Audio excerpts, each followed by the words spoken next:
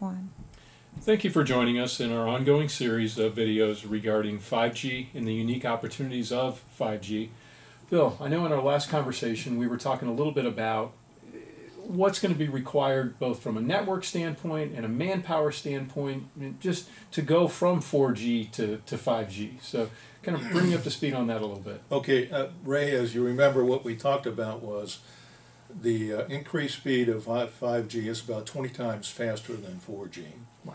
So how they achieve that is by partly the transmitters that are transmitting the signal that are actually attached to the cell tower.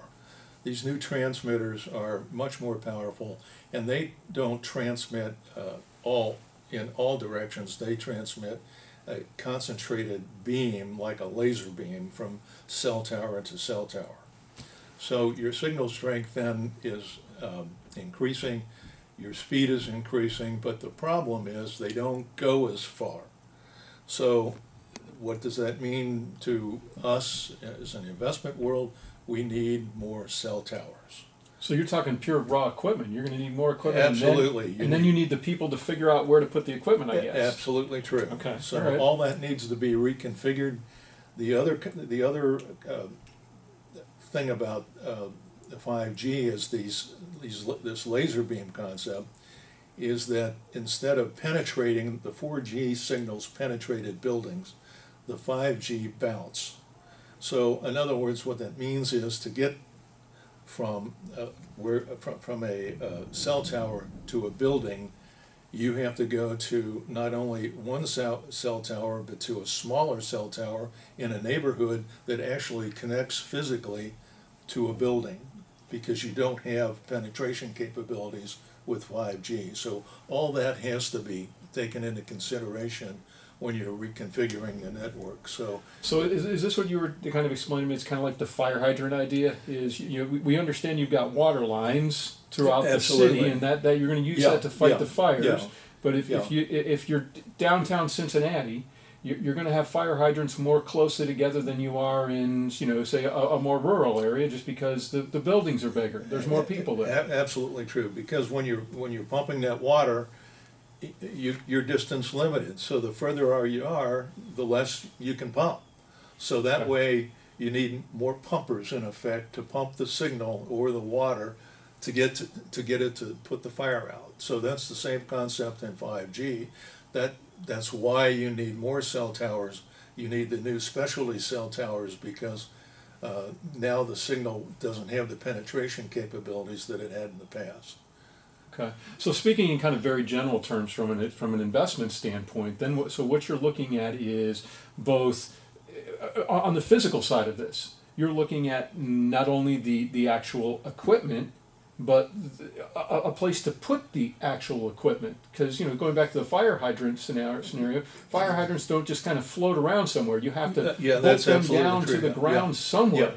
So that's a good point. And the thing that you need to keep in mind is, you just can't build a cell tower anywhere. You need right of way. So you need to negotiate with whoever owns that piece of land so that you can put a cell tower up in that particular location. So, I got to figure there's going to be all kinds of municipalities that have rules. Absolutely, everybody has homeowners associated. Everything true. Under the sun, right? That's absolutely true. So all that has to be negotiated, and so this becomes a very expensive proposition. But from an investment standpoint, what we're looking at is these carriers like AT&T, like Sprint, like T-Mobile, like Verizon. Basically, they're paying the cell towers companies. They're leasing that cell tower to get their signal from where it starts to where they want it to end. Okay. So basically, what's happening is that the cell tower operators get money from the carriers to process and propagate their signal through their territory. Okay. So what kind of strikes me then is, I think when people first hear the word 5G, they're thinking of what you and I see as advertisements on the television. Each one of the carriers are going to tell you the same thing they always have. We've got the bigger, better, faster, cooler network than the other guys. Right, right. But what you're telling me is you really, as an investor, as someone who's looking at the 5G, you want to go one layer deeper. You want to start looking at the actual positioning of the actual equipment, the purchasing of the equipment, not just looking only at the cell company carriers that we're all familiar with by name. That's exactly right, because what happens is revenue is being generated, obviously, through this network. So you can look at it from the cell tower operator. They're basically transmitting the signal, but there's a monetary value to that to the cell tower operator, and that basically is an investment that you're looking at to say, now is that a good investment or isn't it a good investment?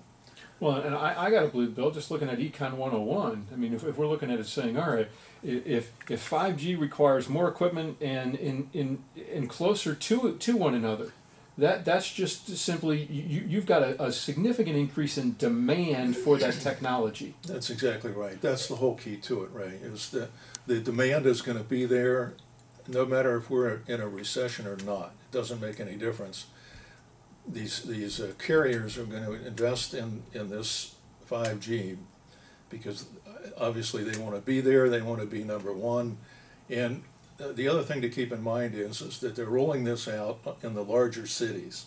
So it's going to continue to roll from the larger cities to the smaller cities. So this cell tower build out is going to happen regardless over a long period of time.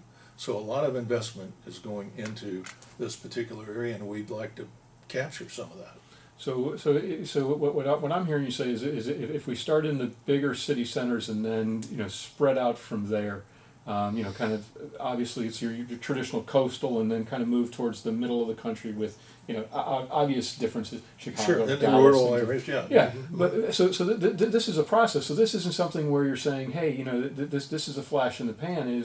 This opportunity is only going to be good for another couple of minutes. Absolutely. This is going to be a pretty sustained. This is a long-term investment opportunity, and it's not only here in the United States; it's worldwide because 5G is being rolled out in all countries, and so cell towers are a great investment opportunity. And I think that it's going to be one that's going to be with us through recessions, through whatever economic situation or cycle that we might have. They're going to be there, and it's going to take many years to finally get to a full build out. It might take 10 years, maybe. So I think from a long-term investment opportunity with diversification, and the fact that you've got an income stream combined with increasing in value of the cell tower properties, that's a great combination to have in your portfolio. Outstanding. Thank you. Appreciate Thanks, the insights. Sure.